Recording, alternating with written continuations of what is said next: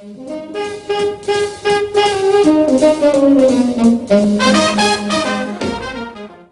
to the Peter Smith Mid-Morning Talk Show. I'm your host, Peter Smith, and today we are interviewing two unlikely heroes, an Olympic athlete and a middle school science teacher.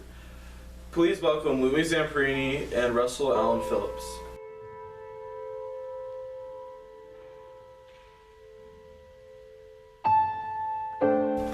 Thank you for joining us today, Louis. No problem, bud. Where were you born and where did you grow up as a child? Well, I was born in Torrance, California, and I lived there throughout my whole childhood. Describe your childhood experience. Well, when I was growing up, my family was really poor, so I had to resort to stealing lots of things that I wanted. And then also I was bullied throughout most of my childhood. That's very unfortunate. What inspired you to become a track runner? Well, my brother always wanted me to be a track runner, but he could never convince me. Then I realized that I could get lots of girls by running track. What was your life like as an Olympic runner? When I was an Olympic runner, my life revolved around the 3 F's. Food, fame, and females. What led you to give up your Olympic career and join the military? Well, like many men my age, we were forced to either get drafted into the military or choose where we wanted to go. So I chose to just choose where. What military school did you go to? I went to the Midland Army Flying School where I learned to become a bombardier. That's very interesting. What was it like crashing into the Pacific Ocean? It was really scary because I thought about all the other stories of planes crashing in and how they would be surrounded with sharks within like a minute after they crashed. And how scared were you? I was pretty terrified, honestly. Like, frankly, everything in there's nothing to not be scared about. Were you happy to have someone with you? I was really happy and fortunate to have Phil with me. That was probably the highlight of it all. How did you feel when you and Phil were discovered by the Japanese? Well, part of me was really scared, remembering all the stories of the prisoner of war, stories of like how they were beaten and stuff, but then part of me was relieved to finally be off of those rafts. What were the living conditions like in the prisoner of war camps? They were filthy. Everything was super dirty, and they made us clean the toilets out with our bare hands. And we weren't fed very much food, so all of us were starving in the camps. It was just That sounds terrible. What did you and your fellow prisoners do to survive in these unthinkable conditions? Well, lots of the time we resorted to stealing food, like rice from the warehouses, and then when the trains would come in, we would just steal everything we possibly could get away with.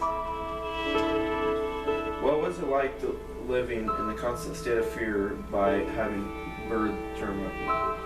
Well, the bird would torment me every day, and it was relentless. I always thought about him whenever I turned around a corner trying to avoid him, because he would beat me and he would knock me unconscious so many times. How did you feel when the war ended? I was so relieved when the war ended because I thought about how my beating was over and how I wouldn't be starving anymore. What was the camp like?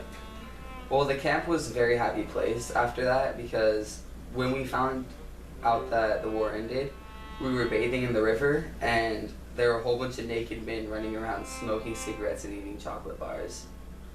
Thank you for joining us today, Louis. No problem, Peter.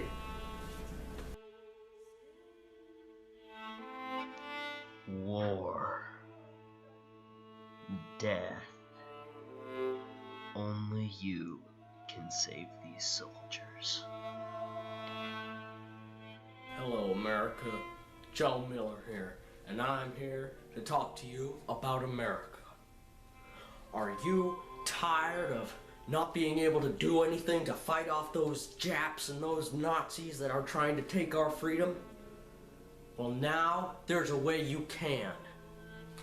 You see, you can help support those soldiers out in the field with the food, weapons, medical supplies they need to fight for our freedom. Yes, you can. America, you can do this. by buying war bonds. Gee whiz, America, what else do I need to say? It's a great deal. You can buy these war bonds, you can support your troops in the field, and you can keep your freedom. Keep it from the Japanese and the Nazis. You can do this, America. We believe in you. We do. So now, for a limited time, if you buy a war bond, you can get a 1-month free subscription of weekly patriotic pamphlets. Now these things aren't nothing, guys. These things are something. They can help you. They can get you into the zone with America. I know you can do this, America. I'm an American too. Believe me. I know you'll do. It's right. Joe Miller, out.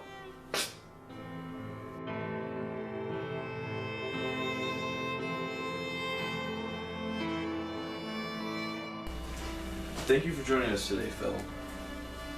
Where were you born and where did you grow up as a child?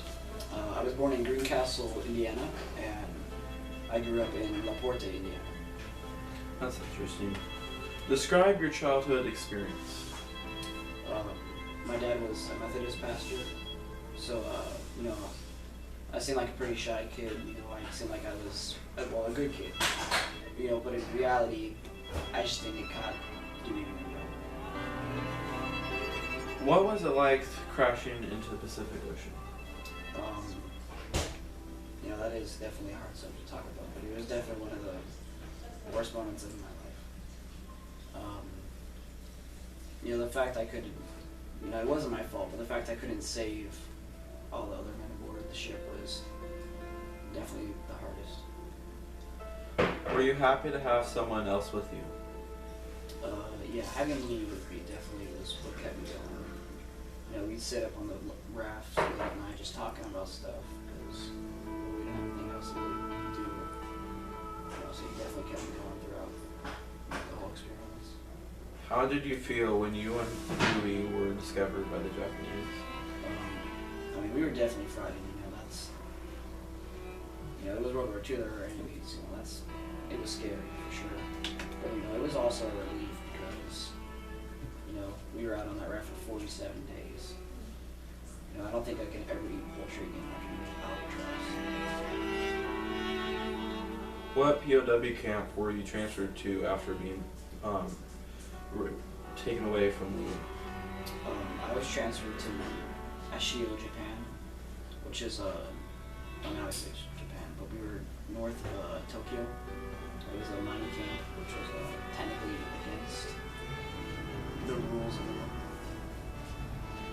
What were the living conditions like in the prisoner of war camps? They were horrible. We got about one rice paddy a day, usually infested with maggots. There was no clean water for us. The Japanese constantly took our Salvation Army packages.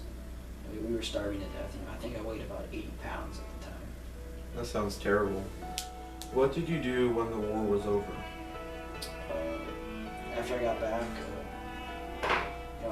my wife picked me up. We moved back to my hometown, La Porte.